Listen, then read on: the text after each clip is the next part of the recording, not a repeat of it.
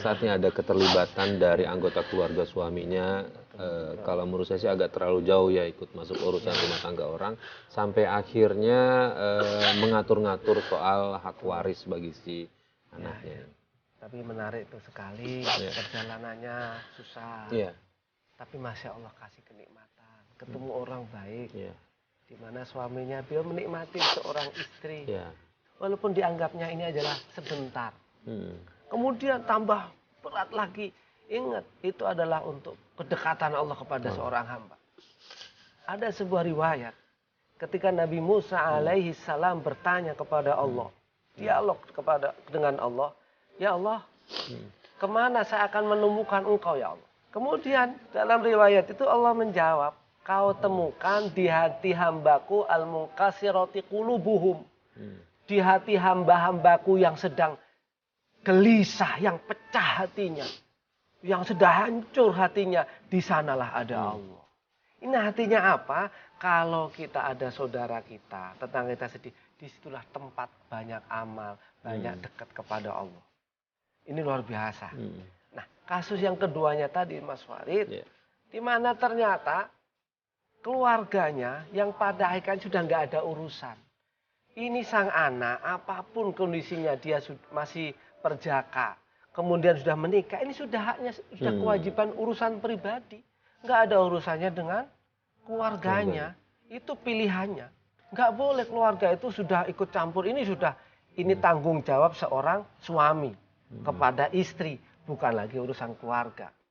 Pemirsa yang dirahmati oleh Allah, kalau anak kita sudah menikah, nggak usah kita ikut campur. Ini urusan mereka. Mereka bimbinglah mereka. Kalau mereka nggak sholat, ingetin. Bukan malah rebutan hartanya. Ini malah kesalahan yang luar biasa. Ya, apalagi ini ada harta warisan hak anak itu betul. Justru diambil juga nih. Nah, ini menarik nih. Kita ngomong, kalaupun tadi diceritakan belum dikubur sudah berebut. Ini sebuah adab yang tidak bagus. Ini nggak pantas dilakukan oleh seorang muslim yang baik. Hormatilah dulu. Islam itu adalah ada akhlak. Walaupun setelah meninggal punya hak masing-masing. Di sini ada kewajiban membagi harta waris. Istri punya hak warisan suami.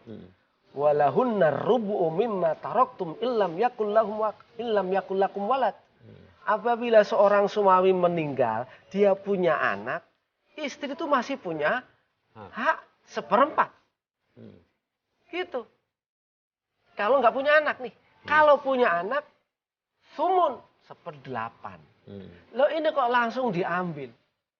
Ini nggak benar. Kemudian dia ada anak, dia ada asobah. Nanti kalau ada orang tuanya dapat. Begitu. Lah ini nggak boleh direbut. Ini orang nggak punya aturan.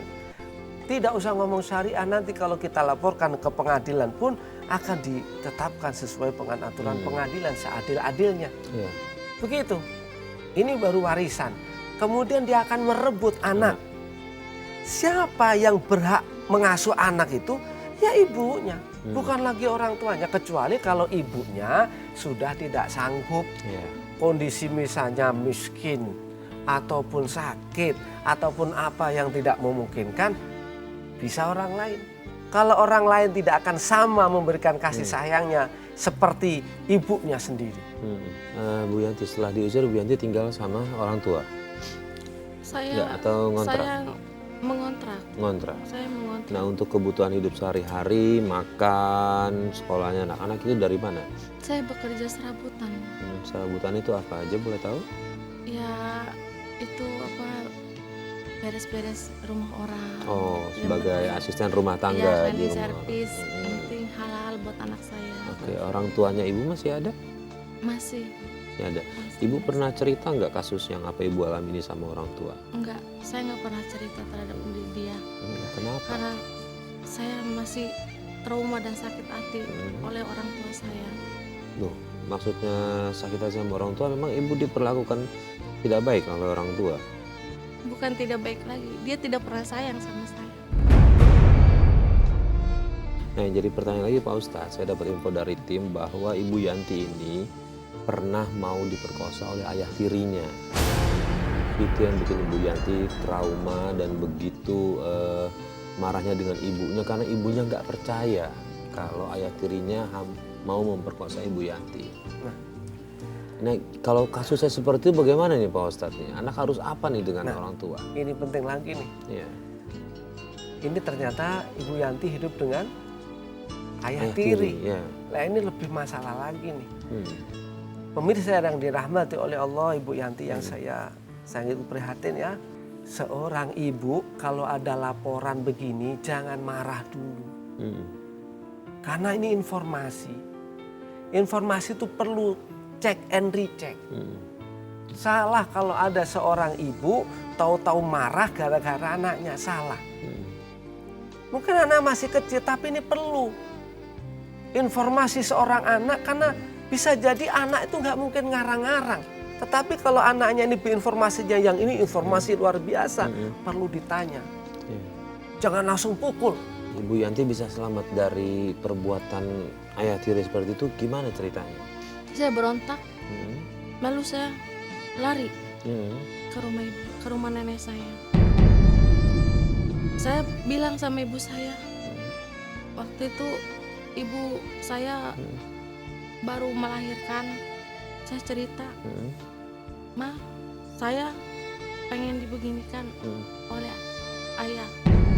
Lalu ibu saya malah memukuli saya, malah mau membunuh saya dengan begitu.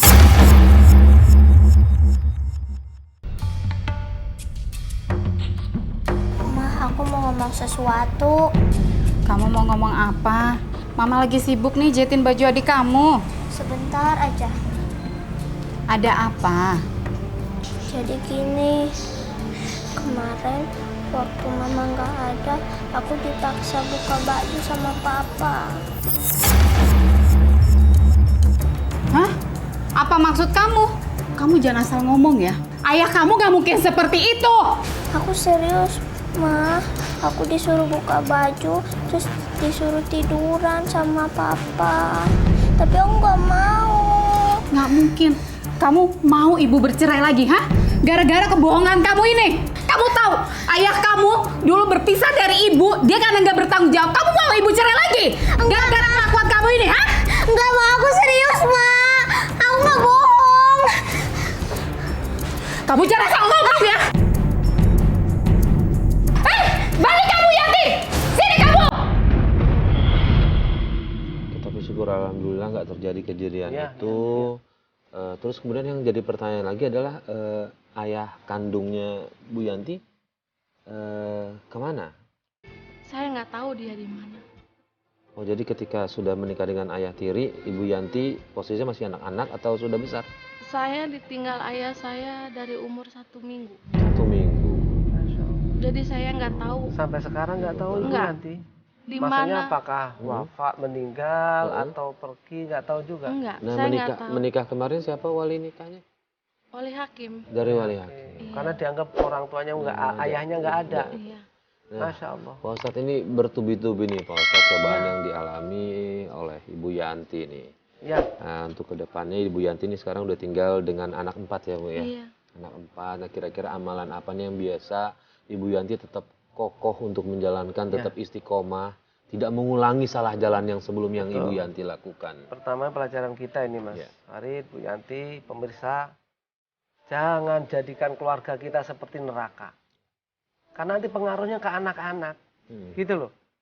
Ini pelajaran kita, orang tua kalau mau menikahkan, cari pasangan anaknya yang pas. Cari agamanya dulu nih, ini pertama.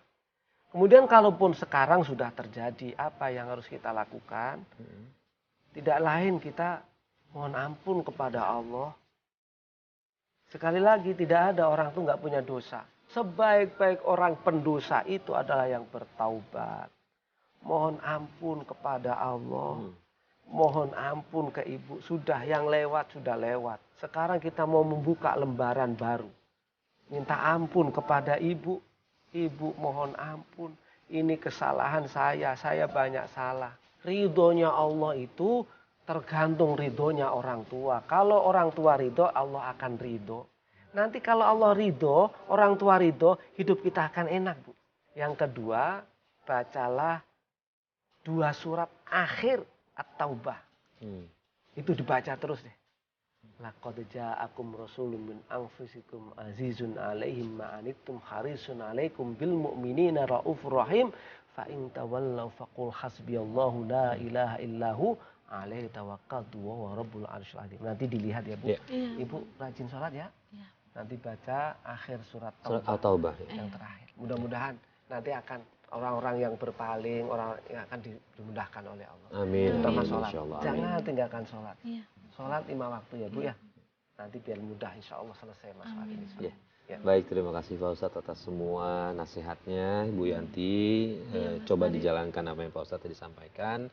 Saya juga ikut mendoakan Ibu Yanti bisa lebih enak lagi ngejalanin rumah tangganya. Kalau misalnya dapat jodoh baru, insya Allah itu lebih baik. Kalau misalnya masih belum, tinggal fokus sama anak ya Pak Ustadz ya. Baik, terima kasih Ibu Yanti sudah berbagi kisah kita. Mudah-mudahan ini bisa menjadi pelajaran buat pemirsa di rumah. Amin. Pak Ustadz, terima kasih sekali lagi. Sama-sama Mas Farid. Mudah-mudahan manfaat. Insya Allah, amin. Dan pemirsa, akhirnya sampai di sini Tawakal. Terima kasih atas kebersamaan Anda. Saya Farid Hasan undur diri. Wabillahi taufiq wal hidayah. Wassalamualaikum warahmatullahi wabarakatuh.